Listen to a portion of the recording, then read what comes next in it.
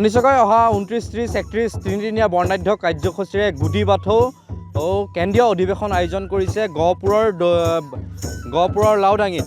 আৰু বড়ো সমাজৰ যিসকল এই জনগোষ্ঠীয় লোক আছে, এইসকল লোকৰ অন্যতম ধাৰ্মিক এক অনুষ্ঠান। এই অনুষ্ঠানভাগ অহা তিনিদিনীয়া বৰ্ণাঢ্য কাৰ্যসূচীৰে এই লাউডাঙিত অনুষ্ঠিত হ'ব। আৰু এতিয়া পূৰ্ণ প্ৰস্তুতি দেখা পৰিলক্ষিত হৈছে।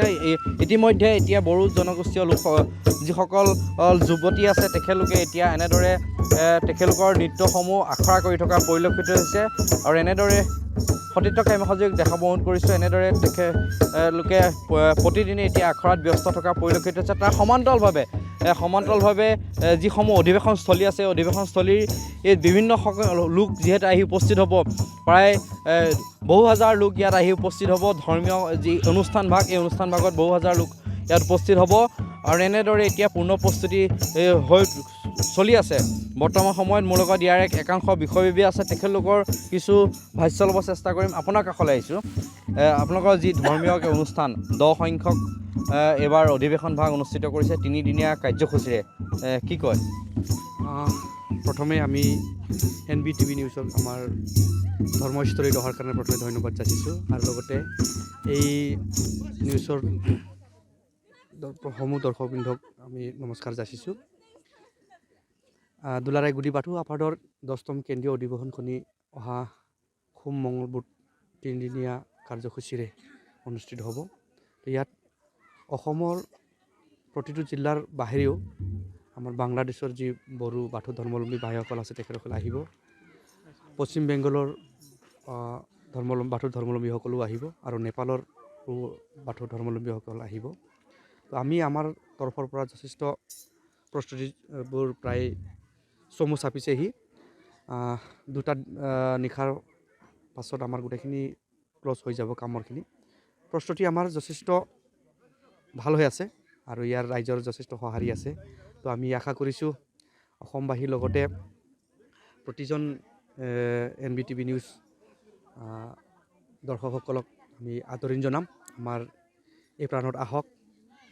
মুংখ্ৰং খৰথেং বসুমতাৰী গছকাং পথাৰত আমি যিটো অনুষ্ঠিত কৰিব লৈছোঁ, সেই প্ৰতিষ্ঠানত প্ৰতিটো জাতি জনগোষ্ঠীক আমি ভেদাভেদ নাভাবোঁ। আৰু প্ৰতিজন ব্যক্তিক আমি আশা কৰিছোঁ ইয়াত আহি উপভোগ কৰিব। আমাৰ বড়োসকলৰ যিটো প্ৰথম আৰু প্ৰধান যিটো ধৰ্ম, সেইটো হৈছে বাথৌ ধৰ্ম। এই বাথৌ ধৰ্মৰ এটা চিহ্ন হিচাপে যদি আমি ক'বলৈ যাওঁ, আমাৰ বড়োসকলে সেইটো খেৰাই, সেইটো খেৰাইটো অনুষ্ঠিত হ'ব 30 জানুৱাৰীত।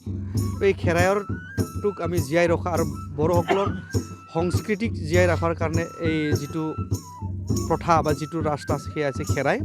তো সেইটো খেৰাইটোক প্ৰাধান্য দি আমি আমাৰ দুলাৰায় গুডি বাথৌ আফাদে এটা সবল এটা লক্ষ্য আগত ৰাখি আমি কামখিনি আগবাঢ়ি আছোঁ। নিশ্চয়কৈ আপোনাক ধন্যবাদ জ্ঞাপন কৰিছোঁ। অন্য আৰু এজন ব্যক্তি আছে, আপোনাৰ কাষলৈ আহিছোঁ। তিনিদিনীয়া কাৰ্যসূচীৰে আপোনালোকে 29, 30, 31 অহা তিনিদিনীয়া কাৰ্যসূচীৰে আপোনালোকে ধৰ্মীয় অনুষ্ঠানভাগ অনুষ্ঠিত কৰিছে। কেন্দ্ৰীয় এক অধিৱেশন 10ম সংখ্যক এইবাৰ ইয়াত অনুষ্ঠিত কৰিছে, কি কয়? আজি 10তম যিটো আমাৰ গুডি বাথৌ ধৰ্মাৱলম্বী ৰাইজৰ হৈ আমি এই খেৰাই অনুষ্ঠান কৰিবলৈ লৈছোঁ।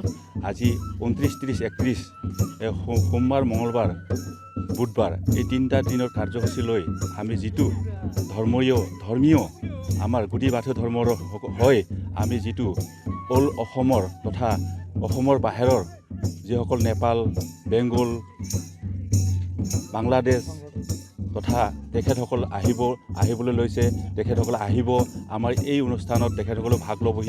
কিমান ইয়াত প্ৰতিনিধিয়ে অংশগ্ৰহণ কৰিব?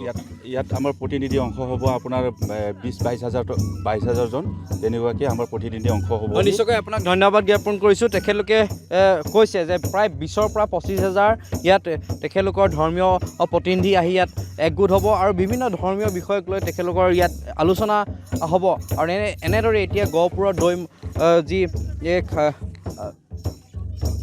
গহপুৰৰ 10ম সংখ্যক যি অধিৱেশন ভাগ অনুষ্ঠিত হ'ব, এনেদৰে কিছু পৰিৱেশ দেখাব, মই পূৰ্ণ প্ৰস্তুতি কিছু পৰিৱেশ দেখাবলৈ চেষ্টা কৰিলোঁ।